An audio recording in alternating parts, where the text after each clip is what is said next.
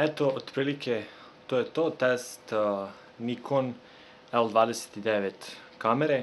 Kao što možemo da vidimo unutra, je malo slabije osvetljenje, što je nekako i normalno. Te kvalitet nije sjajan, ali napolje kada sam bio sad i dok sam snimao malo, vidi se da je mnogo bolji kvalitet ukoliko imate dobro osvetljenje.